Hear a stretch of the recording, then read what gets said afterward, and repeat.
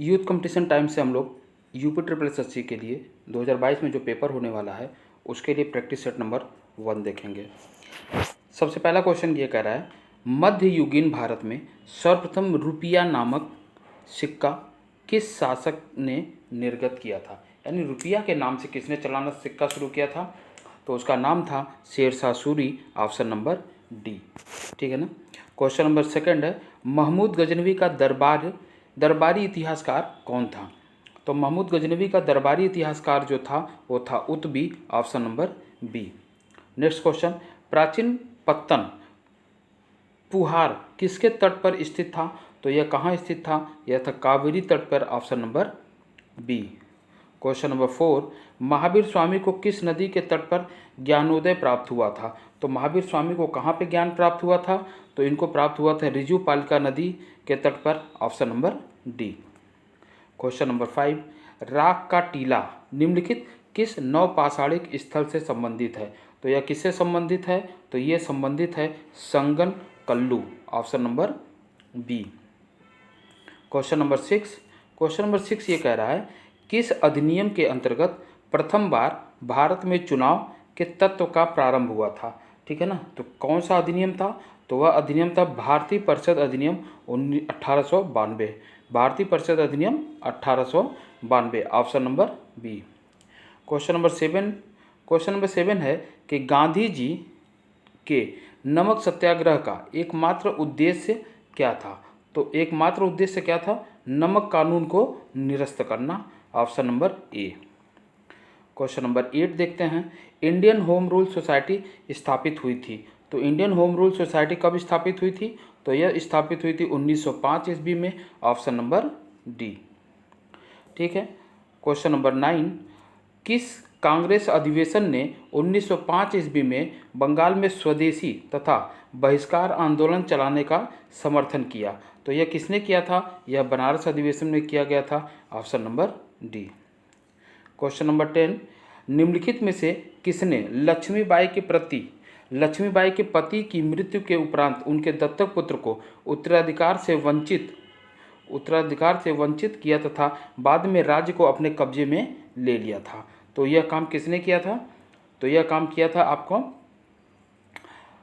Lord Dalhousie द्वारा किया गया था, ऑप्शन नंबर सी। ठीक है। और क्वेश्चन नंबर 11, एशिया की सबसे लंबी नदी कौन सी है? तो एशिया की सबसे लंबी नदी कौन सी है? यांगसी, है ना।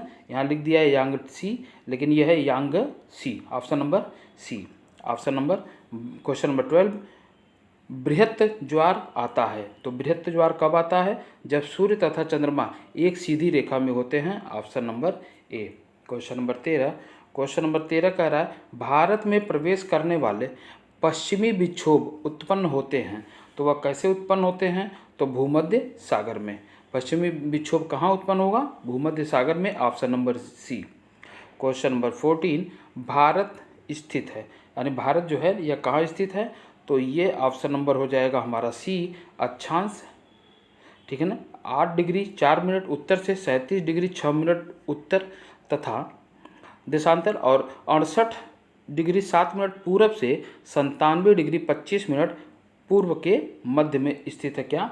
हमारा देश भारत, ऑप्शन नंबर सी।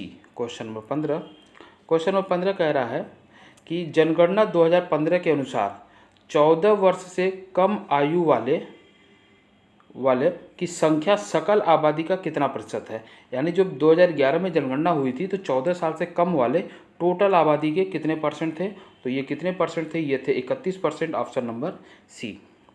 फिर देखिए क्वेश्चन नंबर 16, साख पत्र L/C दिया जाता है किसके द्वारा? तो यह दिया जाता है एक आयातकर्ता द्वारा, option number B. Question number 17 में दे रहा, उत्तर प्रदेश औद्योगिक विकास निगम कहाँ स्थित है? तो उत्तर प्रदेश औद्योगिक विकास निगम जो है ये स्थित है कानपुर में, ऑप्शन नंबर ए। क्वेश्चन नंबर 18, राष्ट्रीय नियोजन में रोलिंग प्लान की अवधारणा लागू की गई थी। रोलिंग प्लान किसके द्वारा लागू किया गया था? यह जनता सरकार के द्वारा लागू किया गया था, ऑप्शन नंबर सी। फिर हम लोग देखते हैं क्वेश्चन नंबर 19, निम्नलिखित में से किसको मुद्रा की पूर्ति का विस्तृत माप माना जाता है? तो यह किसे माना जाता है? 19 में हो जाएगा CM3 को। ठीक है। फिर क्वेश्चन नंबर 20, भारत का आर्थिक सर्वेक्षण संबंधित है।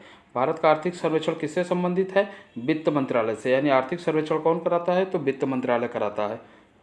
क्वेश्चन नंबर 21, भारत में स्थानीय शासन से संबंधित निम्नलिखित घटनाओं पर विचार कीजिए और उन्हें कालानुक्रम में व्यवस्थित कीजिए।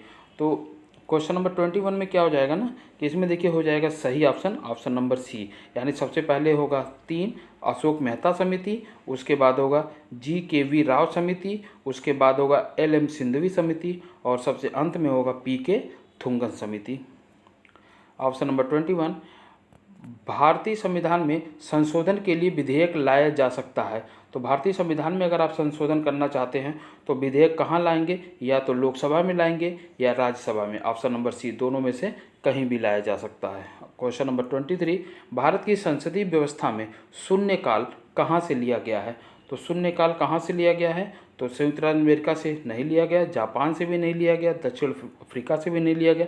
यानी ऑप्शन नंबर डी होगा उपर्युक्त में से कहीं नहीं।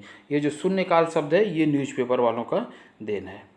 क्वेश्चन नंबर 24 में कह रहा है कि भारत में नागरिकता की निम्नलिखित विशेषताओं में से कौन सी सही है? तो कौन सी सही है? तो 24 में जो हमारा ऑप्शन सही होगा वह होगा संपूर्ण भारत की एकल नागरिकता।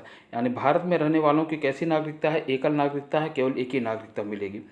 क्वेश्चन नंबर 25, संविधान सभा की प्रांतीय संविधान समिति का अध्यक्ष कौन था? तो प्रांतीय संविधान समिति के अध्यक्ष थे सरदार पटेल और option number D. Question number 26, हमारे शरीर में रक्त का दाब होता है।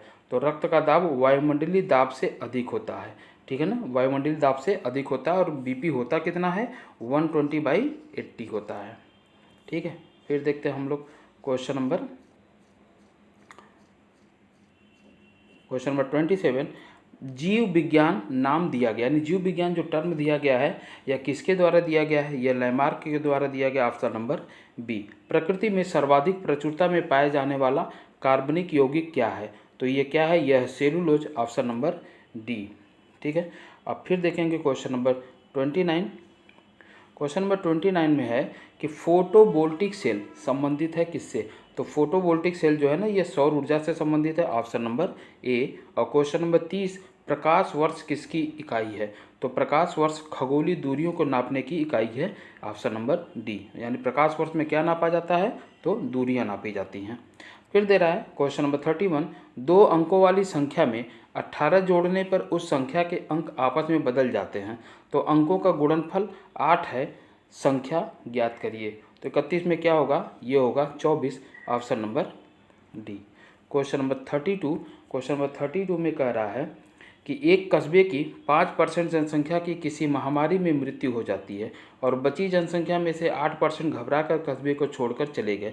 यदि कस्बे की कुल जनसंख्या अभी 88,274 हो तो शुरुआत में कस्बे की कुल जनसंख्या ज्ञात करिए। तो 32 को हम लोग सॉल्व करेंगे तो क्या आ जाएगा? 1,01,000, ठीक है। Option number B. Question number 33,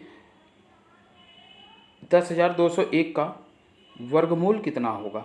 तो ये वर्गमूल कितना होगा? यह 101 होगा। Option number C.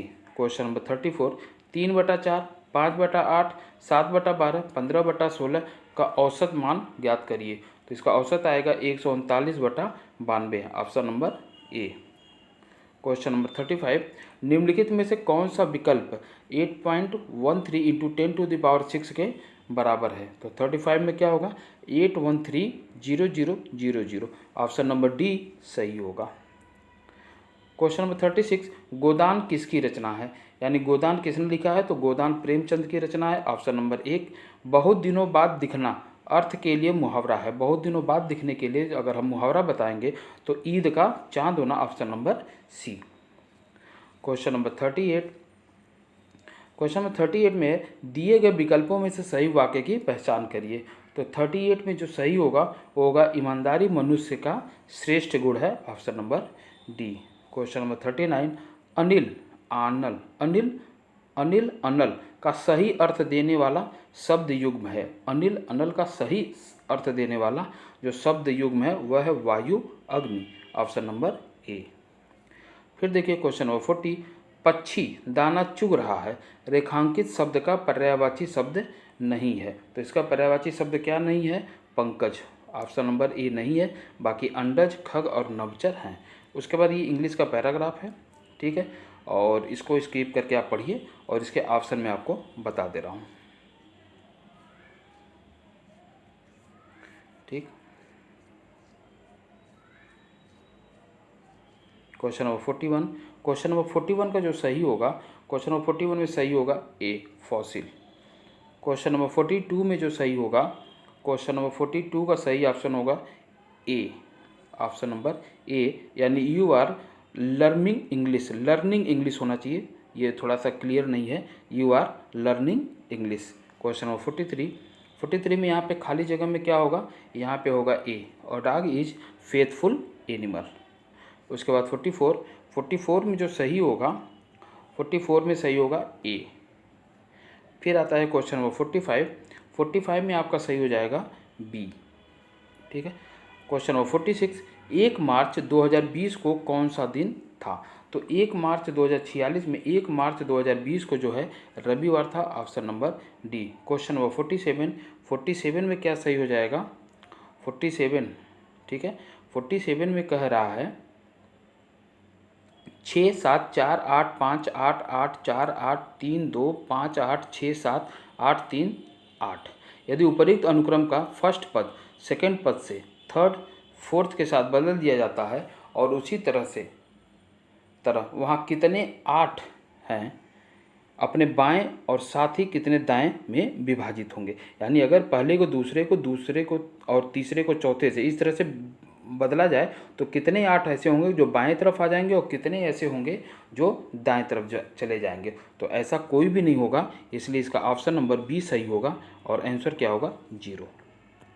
Question number 48, दिए गए प्रश्नों में निम्नलिखित तत्वों के मध्य संबंध दर्शाया गया है। दिए गए कथनों के बाद 2 निष्कर्ष दिए गए हैं, सही निष्कर्ष को बताना है। तो इसमें जो है 48 में सही क्या हो जाएगा, 48 में आपका सही होगा ए, ठीक है। 48 में केवल एक निष्कर्ष अनुसरण करता है। उसके बाद देखते हैं 49, कथन है NAAC समिति ने सरकार द्वारा अच्छी बुनियादी सुविधाएं और शिक्षकों की भर्ती को मंजूरी देने के बावजूद गुणवत्ता वाली शिक्षा को लागू करने में विफलता के लिए सरकारी कॉलेज की आलोचना की है। तो कार्यवाही के निर्देश, विफलता पर अपना पक्ष रखने के लिए कॉलेज को एक अवसर दिया जाना चाहिए। दूसरा, कॉलेज को शिक्षा के उद्देश्य को लागू करने और शिक्षा की गुणवत्ता में सुधार करने के लिए कहा जाना चाहिए। तो देखिए इसमें जो सही होगा, ये सही होगा पहला, यानी 1 और 2 दोनों सशक्त हैं, ऑप्शन नंबर ए सही होगा। क्वेश्चन नंबर 50, यदि किसी कोड भाषा में EXTRANET को 69#416394 के रूप में कोडबद्ध किया जाता है और टेक्नोलॉजी को 49273585 स्टार के रूप में कोडबद्ध किया जाता है, तो टॉलरेंस को उस कोड भाषा में कैसे लिखा जाएगा? तो टॉलरेंस को जब लिखना होगा तो ये कैसे लिखाएगा, 45891632 ऑप्शन नंबर सी, ठीक है। क्वेश्चन नंबर 50, मधुशाला किसकी कृति है? मधुशाला सबको पता है कि मधुशाला हरिवंश राय बच्चन की कृति है, ऑप्शन नंबर सी। अगला क्वेश्चन नंबर 52, उस्ताद जाकिर हुसैन का संबंध संगीत के किस वाद्य यंत्र से है? तो 52 में होगा बी, और ये क्या बजाते हैं, tabla, option number B. Question number 53, भूक्षरण किसके द्वारा रोका जा सकता है? तो 53 में भूक्षरण को रोकना है तो वन रोपण होना चाहिए, ऑप्शन नंबर बी। ज़्यादा से ज़्यादा वन लगाइए और भूक्षरण रुक जाएगा। क्वेश्चन नंबर 54 में आर्थिक सर्वेक्षण किसके द्वारा किया जाता है? तो आर्थिक सर्वेक्षण जो है ना 54 में किया जाता है, आर्थिक सर्वेक्षण पूछ रहा है, तो आर्थिक सर्वेक्षण जो है ना ये वित्त मंत्रालय के द्वारा किया जाता है, option number C. Question number 55, Panaji किस भारतीय राज्य की राजधानी है? तो पणजी किसकी राजधानी है? गोवा की, ऑप्शन नंबर बी। माले खाली जगह की राजधानी है, यानी माले कहाँ की राजधानी है? तो माले मालदीव की राजधानी है, option number B. Question number 57 ये कह रहा है कि भारत में राष्ट्रपति अपना कार्यकाल पूरा होने से पहले अपना त्यागपत्र किसको सौंपते हैं? यानी कार्यकाल पूरा होने के पहले अगर त्यागपत्र देना हो तो राष्ट्रपति किसे देंगे? तो ये देंगे उपराष्ट्रपति को, option number B. Question number 58, Khajuraho समूह के प्रसिद्ध स्मारक किस राज्य में है? तो खजुराहो के जो स्मारक हैं वो कहाँ हैं?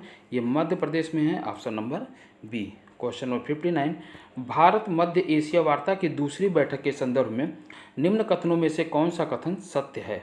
ठीक है, तो 59 में हम लोग देखेंगे कि इस बैठक में भारत, कजाकिस्तान, तजाकिस्तान, तुर्कमेनिस्तान और उज्बेकिस्तान ने हिस्सा लिया था। दूसरा, यह भारत मध्य एशिया वार्ता की पहली बैठक थी। और तीसरा, वित्त मंत्री निर्मला सीतारमण ने भारत का प्रतिनिधित्व किया था। तो इसमें जो सही होगा, इसमें सही केवल एक होगा कि इस बैठक में भारत, कजाकिस्तान, तजाकिस्तान, तुर्कमेनिस्तान और उज्बेकिस्तान ने हिस्सा लिया था। क्वेश्चन नंबर 60, विदेश मंत्री एस जयशंकर ने हाल ही में आयोजित अफगानिस्तान सम्मेलन 2020 में हिस्सा लिया था। यह सम्मेलन आयोजित किया गया था, तो यह सम्मेलन कहाँ आयोजित किया गया था?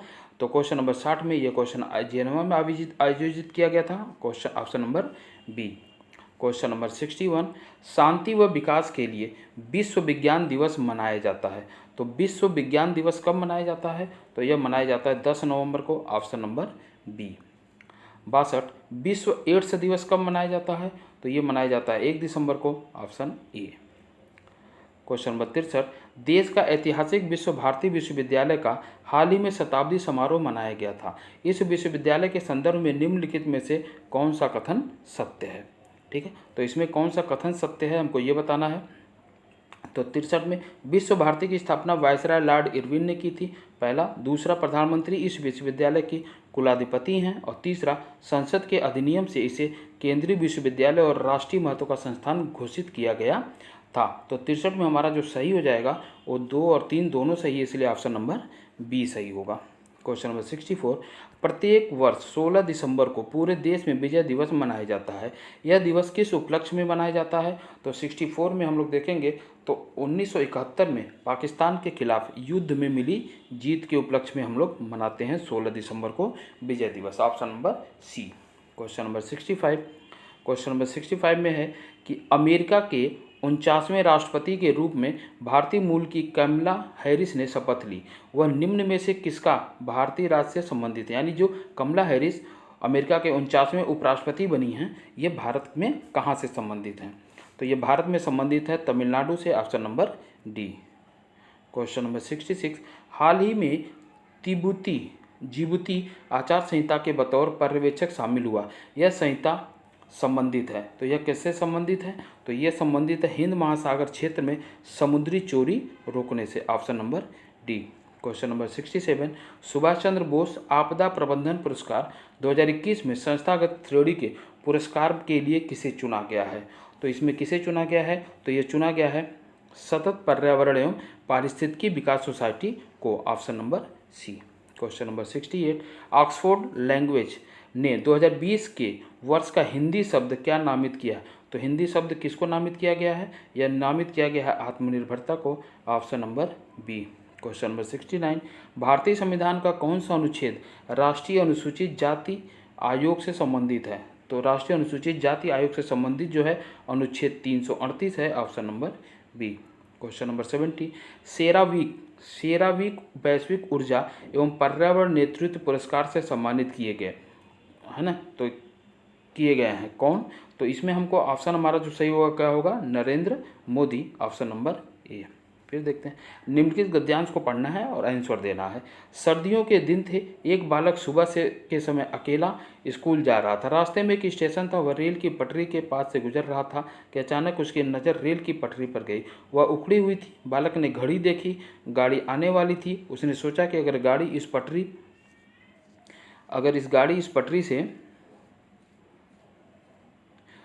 से गुजरेगी तो उसका भयंकर परिणाम हो सकता है। अभी वह इससे आगे सोच भी न पाया कि गाड़ी की सीटी सुनाई दी। बस फिर क्या था, बालक के सामने एक ही लक्ष्य था, मुसाफिरों की जान बचाना। देखते देखते इंजन दिखाई देने लगा। बालक कूदकर दोनों पटरियों के बीच खड़ा होकर अपनी कमीज लाने लगा। ड्राइवर की नज़र उस बालक पर पड़ गई और उसने ब्रेक लगा दी, लेकिन गाड़ी बिल्कुल बालक के पास आकर रुकी। ड्राइवर ने क्रोध से पूछा, क्या तुम्हें अपनी जान की कोई परवाह नहीं? गाड़ी क्यों रुकी? बालक ने रेल की उखड़ी हुई पटरी दिखाई और कहा, अगर मैं ऐसा न करता तो सैकड़ों लोगों की जान चली जाती। तो क्वेश्चन नंबर 71 का जो ऑप्शन होगा वह क्या पूछा जा रहा है कि बच्चे की कमीज हिलाना व्यक्त करता है बच्चे की सूझबूझ को, यानी बच्चा कैसा है, सूझबूझ और समझदार। ऑप्शन नंबर ए। क्वेश्चन नंबर 72, रेल ड्राइवर को क्रोध क्यों आया? तो उसको ड्राइवर को क्रोध क्यों आया? बच्चे की जिंदगी का सवाल था। Option number B. Question number 73, टूटी पटरी को देखकर ड्राइवर के मन में बच्चे के प्रति क्या आया? तो बच्चे के प्रति क्या आया? शाबाशी देने का भाव। Option number C. Question number 74, लोगों की जान बचाने का कार्य बच्चे ने के किस गुण को प्रकट करता है? तो यह बच्चे के कौन से गुण को दिखाता है? परहित को। Option number D. Question number 75, बच्चे ने घड़ी क्यों देखी? तो बच्चे ने घड़ी रेल के आने का समय हो रहा था। Option number B. फिर देखते हैं, फिर एक गद्यांश और है। भारत ने स्वाधीनता प्राप्त करने के बाद अनेक क्षेत्रों में महत्वपूर्ण उपलब्धियां प्राप्त की। जब हम स्वतंत्र हुए उस समय हमारी स्थिति अच्छी न थी। सरकारी प्रयासों से काफ़ी सुधार हुआ, परंतु अभी भी एक क्षेत्र ऐसा है जिसमें अभी हम बहुत कुछ विशेष नहीं कर पाए। वह क्षेत्र है खेल का। इसमें बड़ी विडंबना और क्या हो सकती है कि वर्षों हम ओलंपिक में कोई भी स्वर्ण पदक नहीं जीत पाए। दुनिया के छोटे छोटे अविकसित निर्धन राष्ट्रों के प्रतिभागी खेलकूद के क्षेत्र में हमसे आगे निकल गए हैं। कभी हॉकी का विशेष चैंपियन रहने वाला भारत आज इस खेल में अपनी प्रतिष्ठा खो चुका है। खेलों के गिरते स्तर के लिए कौन जिम्मेदार है? एक ओर सरकार की उदासीन दोषपूर्ण सरकारी नीतियां हैं, तो दूसरी ओर विभिन्न खेल संघों की गुटबाजी। खिलाड़ियों के लिए सुविधाओं एवं प्रशिक्षण का सर्वथा अभाव या कुछ और प्रतियोगिताओं में भाग लेकर खाली हाथ लौटने पर सभी एक दूसरे को दोषी बताते हैं। कारण चाहे जो भी हो, इतना तय है कि खेल कूद को राष्ट्रीय सम्मान का पर्याय नहीं मानते। अभाव प्रतियोगिताओं का नहीं, अभाव है तो लगन का, प्रोत्साहन का, संकल्प का और मुंहतोड़ जवाब देने वाले जीवट का। क्वेश्चन नंबर 76 में पूछा जा रहा है, खेलों में निर्धन राष्ट्र भी हमसे आगे निकल गए क्योंकि वहाँ क्या है? तो वहाँ खेलों को राष्ट्र सम्मान, यानी खेलों में बहुत सम्मान है वहाँ पे, इसलिए वो लोग आगे निकल गए। क्वेश्चन नंबर 77, गद्यांश का उपर्युक्त शीर्षक क्या हो सकता है? तो इसका उपर्युक्त शीर्षक हो सकता है खेलों का गिरता स्तर। Option number B. Question number 78, खेलों के गिरते स्तर का कारण नहीं है। तो क्या नहीं है? खेलों के लिए राष्ट्रीय सम्मान। Option number D. Question number 79, खेलों पर नकारात्मक प्रभाव पड़ता है। तो कब पड़ता है? आपसी गुटबंदी होने से। Option number C. Question number 80, गद्यांश के अनुसार राष्ट्र की उपलब्धि में नहीं है। तो राष्ट्र की उपलब्धि में गद्यांश के अनुसार क्या नहीं है? खेल। Option number C. अब देखिए, ये पैसेज है और पैसेज से ये ग्राफ है, ग्राफ से क्वेश्चन पूछे गए हैं। आप ग्राफ देख लीजिए और फिर हम लोग क्वेश्चन करते हैं।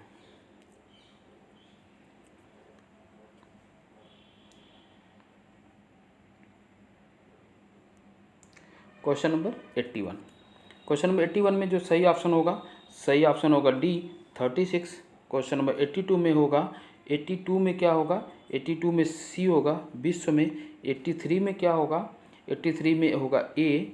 और 84 में जो होगा वो होगा बी। ठीक है ना, 126%। 85 में क्या होगा? क्वेश्चन नंबर 85 में होगा सी। और क्वेश्चन नंबर उसके बाद फिर 86 से 90 के लिए फिर ये ग्राफ है। ठीक है, तो 86, क्वेश्चन नंबर 86 में क्या होगा? क्वेश्चन नंबर 86 में होगा सी। और क्वेश्चन नंबर 87 में जो होगा इसमें होगा बी 2/27। क्वेश्चन नंबर 88 में क्या होगा? क्वेश्चन नंबर 88 में होगा सी 1,135 लाख। और क्वेश्चन नंबर 89 में होगा ए 1:4। ऑप्शन नंबर ए। क्वेश्चन नंबर 90 में जो होगा, 90 में होगा बी 4/27। ठीक है, फिर 91 से 95 के लिए है चार्ट, इससे क्वेश्चन पूछा गया है। क्वेश्चन नंबर 91 में होगा बी। क्वेश्चन नंबर 92 में भी होगा बी 13.2%।